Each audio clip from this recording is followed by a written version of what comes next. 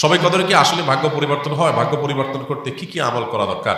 ভাইরা আমার, লাইলাতুল কদরে মানুষের ভাগ্য লিপিবদ্ধ হয়। ভাগ্য লিপিবদ্ধ হওয়ার 4-5টা স্তর আছে, 4-5টা লেভেল আছে। বিভিন্ন লেভেলে লেভেলে মানুষের ভাগ্য নির্ধারণ হয়। মানুষের সৃষ্টির হাজার বছর আগে, 50,000 বছর আগে আল্লাহ তাআলা মানুষের তাকদীর লিখেছেন। আবার মাতৃগর্ভে থাকাকালীন সময় আরেকটা লেয়ারে লেখা হয়। এরপরে প্রত্যেক বছর লাইলাতুল কদরে আবার সেই চূড়ান্ত যেটা লেখা আছে এজমালি, ওইটারই বিস্তারিত লেখা হয় প্রতি বছর লাইলাতুল কদরে। কোরআন কারীমে সূরা দুখানে আল্লাহ বলেছেন, ইন্না আনজালনাহু ফী লাইলাতিন মুবারাকাহ ইন্না কুন্না মুনজিরিন ফীহা ইউফরাকু কুল্লু আমরিন হাকীম। আল্লাহ বলেছেন, আমি এই কোরআনকে নাজিল করেছি বরকতময় রাতে। কোরআন কোন রাতে নাজিল হয়েছে?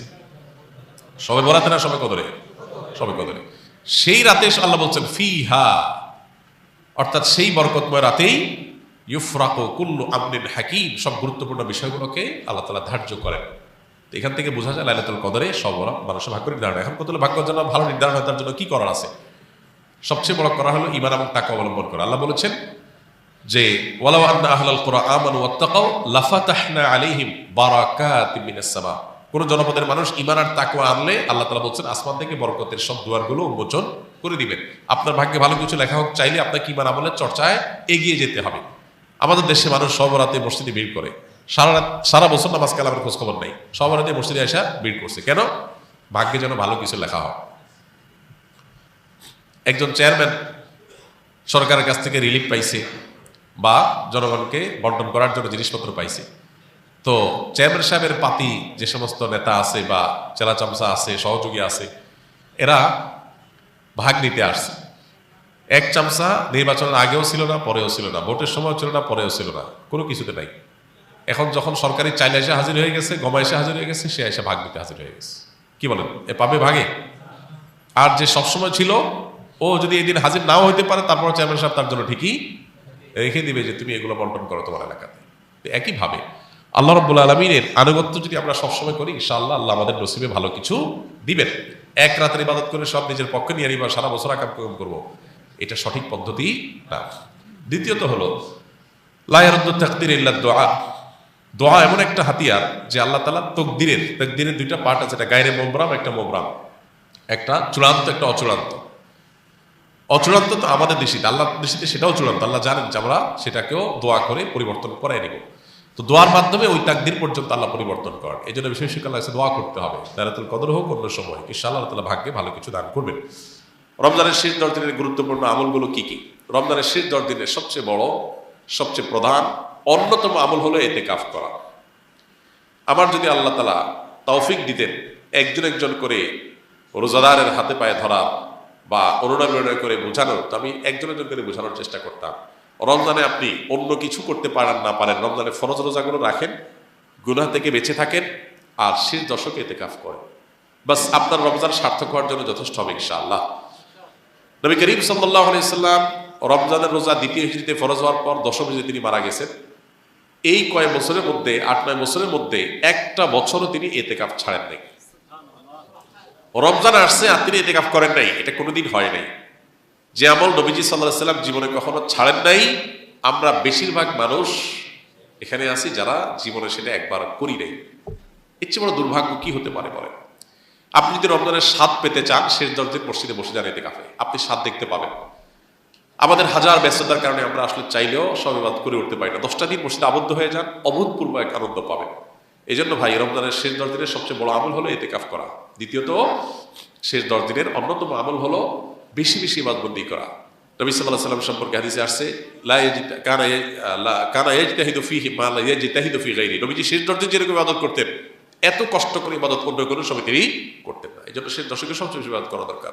আমরা তো মার্কেটে যে সময় নষ্ট করে ফেলি, শেষ দশক সারা রাত জেগে ইবাদত করা দরকার। কানা ইদা দাখালাল আশর আহিয়া লাইলা ওয়া আইকাযা আহলা ওয়া শাদ্দা বি'জারা। নবীজি শেষ দশক শুরু হলে কোমর বেঁধে দিতেন, ফ্যামিলিকে, পরিবারের লোকদেরকে ডাকে তুলতেন এবং সারা রাত জেগে থাকতেন। এই জন্য ভাই, শেষ দশক যেন কোনোভাবে না ছুটে। আল্লাহ আমাদের তৌফিক দান করুন। শবে কদরের নামাজ কত রাকাত, নিয়ত কিভাবে করতে হয়, কি কি আমল আছে? শবে কদর বছরের সবচেয়ে শ্রেষ্ঠ রাত। এই রাতের ইবাদত খায়রুম মিন আলফি শাহর, হাজার মাসে ইবাদতের চাইতে উত্তম। এই জন্য এই রাত জেগে আমরা ইবাদত করার চেষ্টা করব। কিন্তু ইবাদতের নির্দিষ্ট কোনো ফরম্যাট, নির্দিষ্ট কোনো পদ্ধতি কোরআন বা হাদিস শিখায় দেয়নি যে আপনাকে নামাজ পড়তে হবে এত রাকাত, প্রথম রাকাতে অমুক সূরার সাথে তমুক সূরা এতবার পড়তে হবে, দ্বিতীয় রাকাতে অমুক সূরার সাথে অমুক সূরা এতবার পড়তে হবে, এরকম কোনো ধরা বাঁধা নিয়ম বলে দেওয়া হয় নাই। অতএব শবে কদরের নামাজ বলতে আলাদা কোনো ফরম্যাটের নামাজ নাই। আপনি দুই রাকাত করে নামাজ পড়বেন, ধীরে ধীরে সুন্দর করে যে কোনো সূরা দিয়ে পড়তে পারেন, যে কোনো সূরা যে কোনো সংখ্যকবার পড়তে পারেন, নির্দিষ্ট কোনো ফরম্যাট ঠিক করা নেই। শবে কদর উপলক্ষে একটা জিনিস শুধুমাত্র হাদিসে শেখানো আছে, এর জন্য একটা দোয়া, আল্লাহুম্মা ইন্নাকা আফুউন তুহিব্বুল আফওয়া ফাআফু আননি। আল্লাহ আপনি ক্ষমাশীল, ক্ষমাকে পছন্দ করেন, আমাকে ক্ষমা করে দিন। এর বাইরে শবে কদরের নামাজ বলতে আলাদা নিয়মের কোনো নামাজ নাই। নামাজের বাইরে আপনি কোরআন তেলাওয়াত করবেন, দোয়া করবেন, জিকির আজকার করবেন, তাসবিহ তেলাওয়াত করবেন, বিভিন্ন নেকামল করবেন, দিনী বস্তু পড়বেন, বিভিন্নভাবে আপনি রাতটা শবে কদরে নাকি সকল গুনাহ মাফ করা হয়। তাহলে বান্দার হক যারা খেয়েছে এবং শিরকের গুনাহ এগুলো কিভাবে মাফ হবে? আল্লাহ তো বলেছেন হাশরের ময়দানে সবকিছুর হিসাব দিতে হবে। শবে কদরের সব গুনাহ মাফ হবে, কিন্তু বান্দার হক তো মাফ হবে না ভাই। বান্দার হক বান্দার কাছ থেকে আদায় করে মাফ চেয়ে নিতে হবে, মাফ পেয়ে নিতে হবে, তা না হলে মাফ হবে না। আমরা অনেকে মোছে তাও দিয়া বসে আছি যে শবে কদর সব মাফ করে দিবে, তাইলে চুরি দাড়ি ডাকাতি 2 নম্বরই যা কিছু করলাম এক শবে কদর ইবাদত করলেই তো সব মাফ, তাহলে আর চুরি দাড়ি বন্ধ করার তো কোনো কারণ নেই। দেখুন, ইসলামের সাথে অন্য সব ধর্মের এখানে একটা মৌলিক পার্থক্য। খোদ ইয়াহুদিরা, আল্লাহ কোরআনে তাদের সম্পর্কে বলেছেন, ইয়াহুদিরা বলে লান তামাসসানান নারু ইল্লা আইয়ামাম মাদুদা। তারা বলে আমাদেরকে আগুনে জাহান্নামে কয়েকদিন থাকা লাগবে, এরপর আমরা জান্নাতে থাকবো। অল্প কয়েকদিন থাকা লাগবে, অনন্তকাল আমরা জান্নাত অটোমেটিক আমাদের গ্রান্টেড। এই জন্য তাদের অপরাধ থেকে বাঁচার কোনো গরজ নাই। খ্রিস্টানরা মনে করে ঈসা আলাইহিস সালাম তিনি শুলে চড়ে, যদিও তিনি শুলে চড়েন নাই কোরআনের বর্ণনা অনুযায়ী, তিনি আত্মাহুতি দিয়ে আত্মত্যাগ করে আমাদের সমস্ত পাপের দায় তিনি নিয়ে নিছেন। এটা কারা মনে করে? খ্রিস্টানরা। যেহেতু আমাদের সমস্ত পাপের দায় উনি নিয়ে নিছেন, অতএব আল্লাহ আমাদের আর কিছু করবে না, আমাদের পক্ষ থেকে আমাদের নবী নিয়ে নিছে সব। এই জন্য তাদেরও কোনো পাপ না করার ব্যাপারে কোনো গরজ। ইসলাম এমন এক দিন, যে দিন বারবার করে কোরআনের পাতায় পাতায় বলেছে ওয়া আল্লাহ তাজিরু ওয়াজিরাতুন বিজরা উখরা, কারোর পাপের বোঝা আর কেউ বহন করতে পারবে না, কোনো অপশন নাই।